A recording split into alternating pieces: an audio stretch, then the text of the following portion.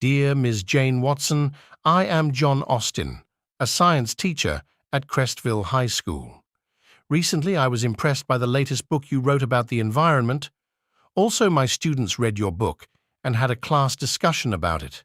They are big fans of your book, so I'd like to ask you to visit our school and give a special lecture. We can set the date and time to suit your schedule. Having you at our school would be a fantastic experience for the students. We would be very grateful if you could come. Best regards, John Austin. Marilyn and her 3-year-old daughter, Sarah, took a trip to the beach, where Sarah built her first sandcastle.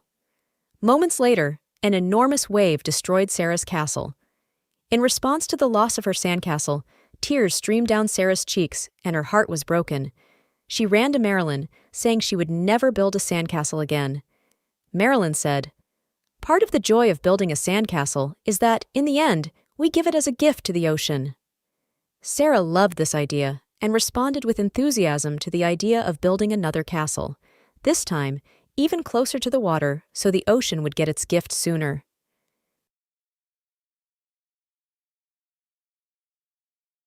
Magic is what we all wish for to happen in our life.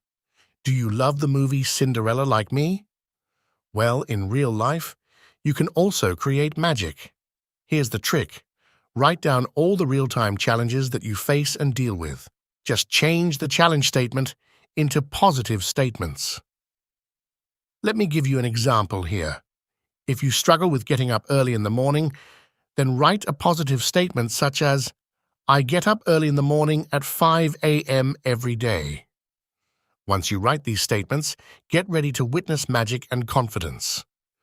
You will be surprised that just by writing these statements, there is a shift in the way you think and act. Suddenly, you feel more powerful and positive. Consider the seemingly simple question: how many senses are there? Around 2,370 years ago, Aristotle wrote that there are 5, in both humans and animals: sight, hearing, smell, taste, and touch. However, according to the philosopher Fiona McPherson, there are reasons to doubt it. For a start, Aristotle missed a few in humans: the perception of your own body, which is different from touch, and the sense of balance, which has links to both touch and vision. Other animals have senses that are even harder to categorize. Many vertebrates have a different sense system for detecting odors. Some snakes can detect the body heat of their prey.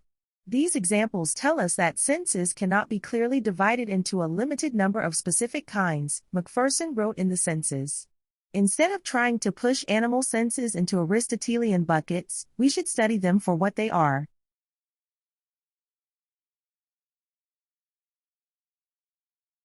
When we think of leaders, we may think of people such as Abraham Lincoln or Martin Luther King Jr.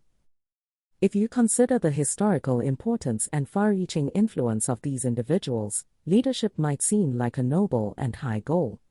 But like all of us, these people started out as students, workers, and citizens who possessed ideas about how some aspect of daily life could be improved on a larger scale. Through diligence and experience, they improved upon their ideas by sharing them with others, seeking their opinions and feedback, and constantly looking for the best way to accomplish goals for a group. Thus, we all have the potential to be leaders at school, in our communities, and at work, regardless of age or experience.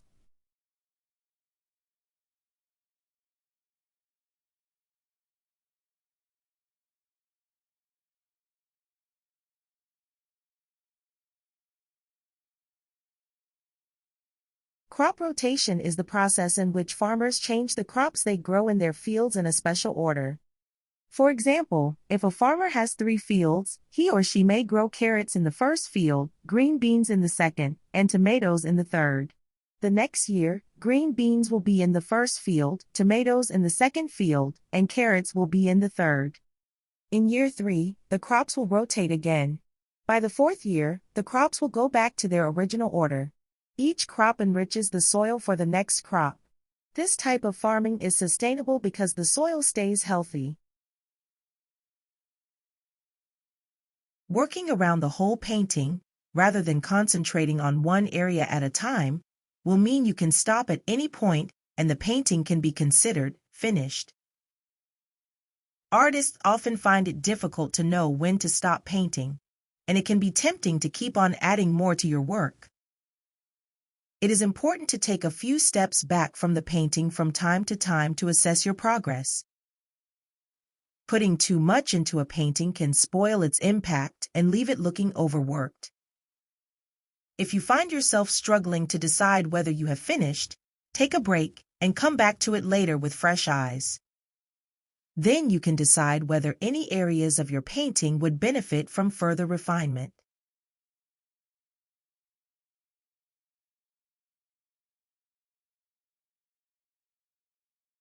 The above graph shows the extent to which young people aged 16 to 25 in 6 countries had fear about climate change in 2021.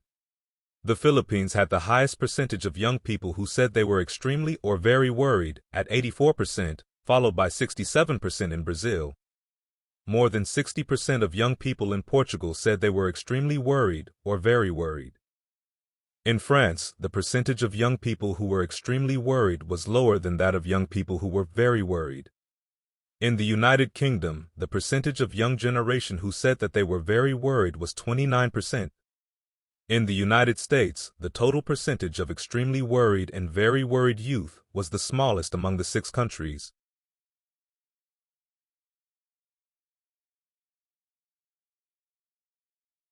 Yaroslav Hayrovsky was born in Prague on December 20, 1890, as the 5th child of Leopold Hayrovsky. In 1901, Yaroslav went to a secondary school called the Academic Gymnasium. Rather than Latin and Greek, he showed a strong interest in the natural sciences. At Czech University in Prague, he studied chemistry, physics, and mathematics. From 1910 to 1914, he continued his studies at University College London. Throughout the First World War, Yaroslav served in a military hospital. In 1926, Yaroslav became the first professor of physical chemistry at Charles University in Prague. He won the Nobel Prize in Chemistry in 1959.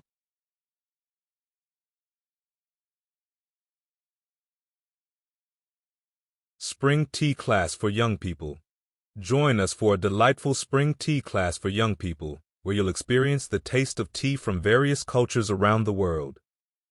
Class schedule: Friday, April 5th, 4:30 p.m. to 6 p.m. Saturday, April 6th, 9:30 a.m. to 11 a.m. Details: we will give you tea and snacks. We offer special tips for hosting a tea party. Participation fee: age 13 to 15, $25 per person. Age 16 to 18, $30 per person.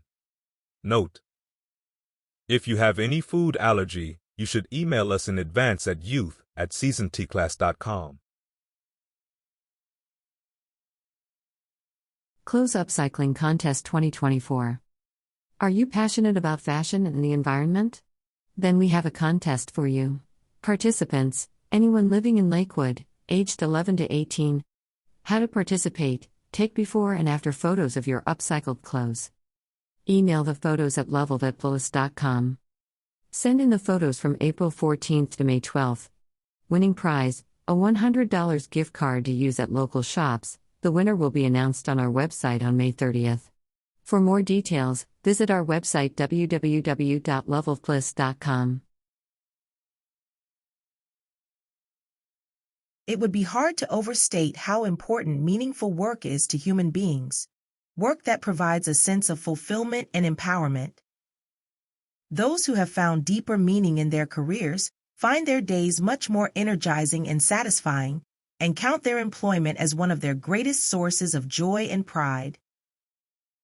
Sonia Lubomirsky, professor of psychology at the University of California, has conducted numerous workplace studies showing that when people are more fulfilled on the job, they not only produce higher quality work and a greater output, but also generally earn higher incomes. Those most satisfied with their work are also much more likely to be happier with their lives overall. For her book, Happiness at Work, Researcher Jessica Price Jones conducted a study of 3,000 workers in 79 countries, finding that those who took greater satisfaction from their work were 150% more likely to have a happier life overall.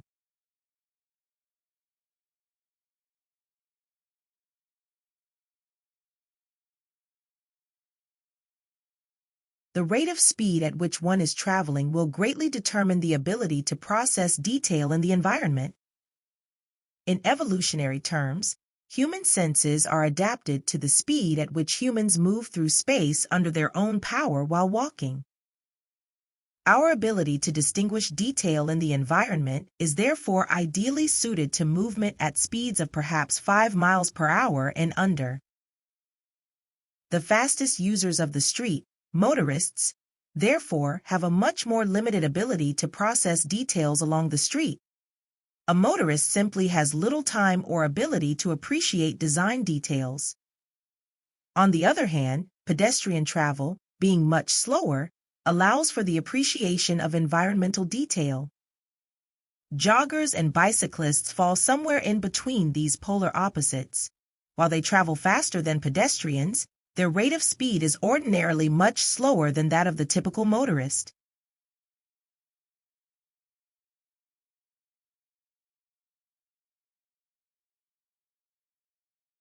Every species has certain climatic requirements, what degree of heat or cold it can endure, for example. When the climate changes, the places that satisfy those requirements change, too. Species are forced to follow. All creatures are capable of some degree of movement. Even creatures that appear immobile, like trees and barnacles, are capable of dispersal at some stage of their life, as a seed, in the case of the tree, or as a larva, in the case of the barnacle. A creature must get from the place it is born, often occupied by its parent, to a place where it can survive, grow, and reproduce. From fossils, scientists know that even creatures like trees moved with surprising speed during past periods of climate change.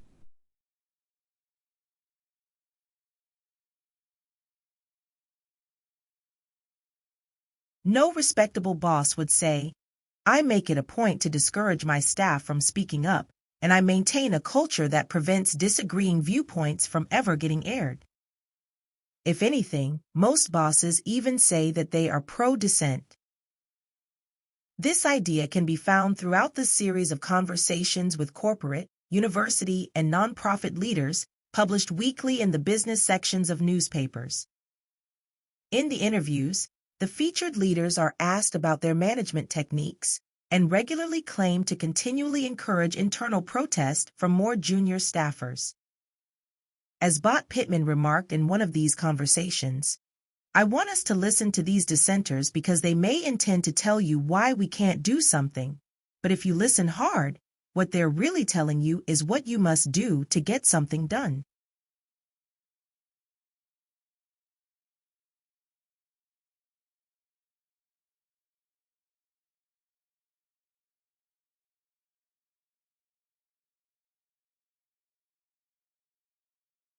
One of the most striking characteristics of a sleeping animal or person is that they do not respond normally to environmental stimuli. If you open the eyelids of a sleeping mammal, the eyes will not see normally, they are functionally blind.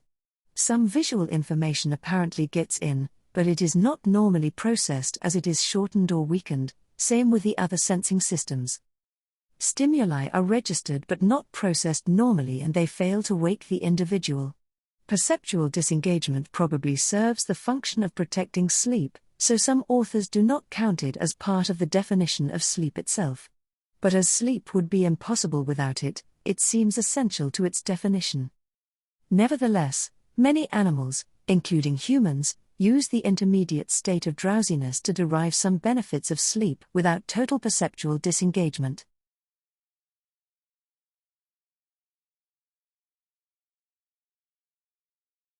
A number of research studies have shown how experts in a field often experience difficulties when introducing newcomers to that field. For example, in a genuine training situation, Dr. Pamela Hines found that people expert in using mobile phones were remarkably less accurate than novice phone users in judging how long it takes people to learn to use the phones. Experts can become insensitive to how hard a task is for the beginner, an effect referred to as the curse of knowledge.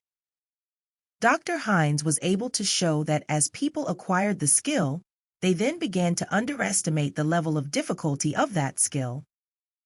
Her participants even underestimated how long it had taken themselves to acquire that skill in an earlier session. Knowing that experts forget how hard it was for them to learn, we can understand the need to look at the learning process through students' eyes, rather than making assumptions about how students should be learning.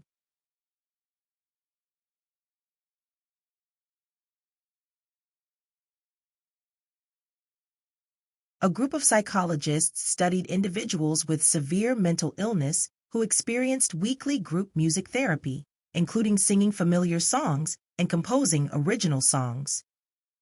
The results showed that the group music therapy improved the quality of participants' life, with those participating in a greater number of sessions experiencing the greatest benefits. Focusing on singing, another group of psychologists reviewed articles on the efficacy of group singing as a mental health treatment for individuals living with a mental health condition in a community setting. The findings showed that, when people with mental health conditions participated in a choir, their mental health and well-being significantly improved. Group singing provided enjoyment, improved emotional states, developed a sense of belonging, and enhanced self-confidence.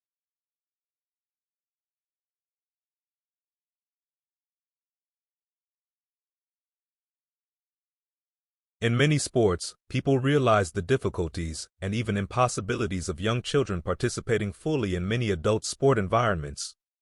They found the road to success for young children is unlikely if they play on adult fields, courts, or arenas with equipment that is too large, too heavy, or too fast for them to handle while trying to compete in adult-style competition. Common sense has prevailed. Different sports have made adaptations for children. As examples, baseball has T-ball, football has flag football, and junior soccer uses a smaller and lighter ball and, sometimes, a smaller field. All have junior competitive structures where children play for shorter time periods and often in smaller teams. In a similar way, tennis has adapted the court area's balls and rackets to make them more appropriate for children under 10. The adaptations are progressive and relate to the age of the child.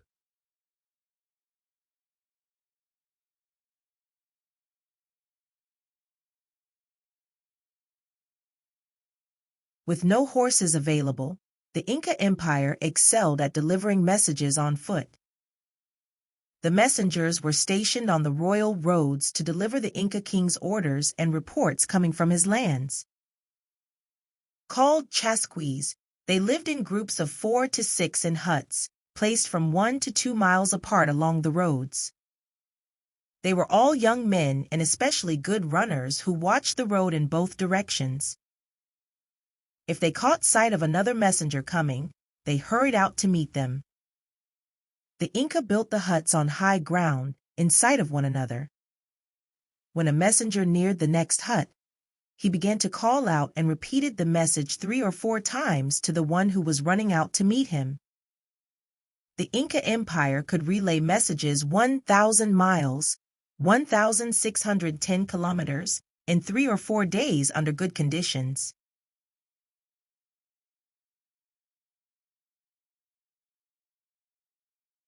The tongue was mapped into separate areas, where certain tastes were registered. Sweetness at the tip, sourness on the sides, and bitterness at the back of the mouth. Research in the 1980s and 1990s, however, demonstrated that the tongue map explanation of how we taste was, in fact, totally wrong. As it turns out, the map was a misinterpretation and mistranslation of research conducted in Germany at the turn of the 20th century. Today, leading taste researchers believe that taste buds are not grouped according to specialty. Sweetness, saltiness, bitterness, and sourness can be tasted everywhere in the mouth, although they may be perceived at a little different intensities at different sites. Moreover, the mechanism at work is not place, but time. It's not that you taste sweetness at the tip of your tongue, but rather that you register that perception first.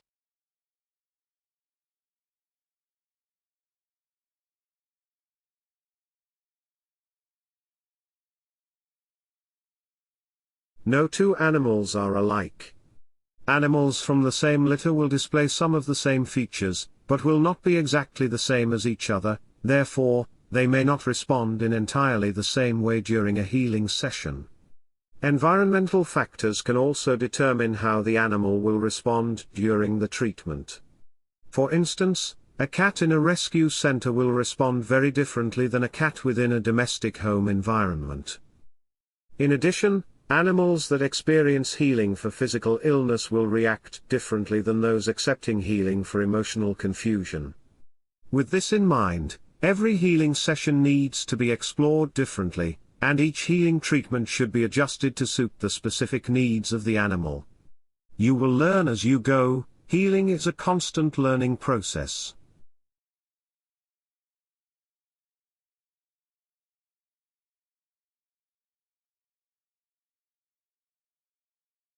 The mind has parts that are known as the conscious mind and the subconscious mind. The subconscious mind is very fast to act and doesn't deal with emotions.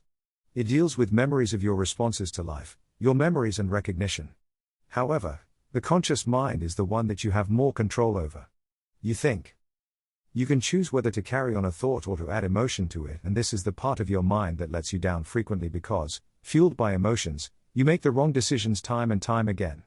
When your judgment is clouded by emotions, this puts in biases and all kinds of other negativities that hold you back. Scared of spiders? Scared of the dark? There are reasons for all of these fears, but they originate in the conscious mind. They only become real fears when the subconscious mind records your reactions.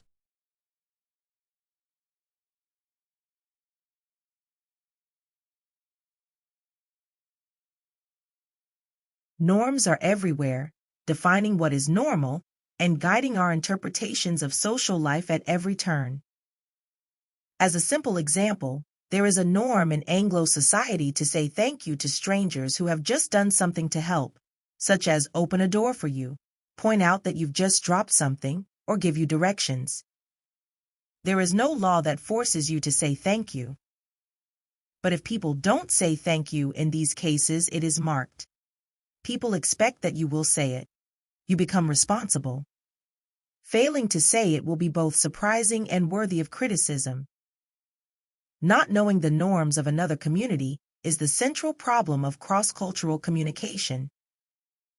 To continue the thank you example, even though another culture may have an expression that appears translatable, many don't. There may be different norms for its usage, for example, such that you should say thank you only when the cost someone has caused is considerable. In such a case, it would sound ridiculous, i.e., unexpected, surprising, and worthy of criticism, if you were to thank someone for something so minor as holding a door open for you.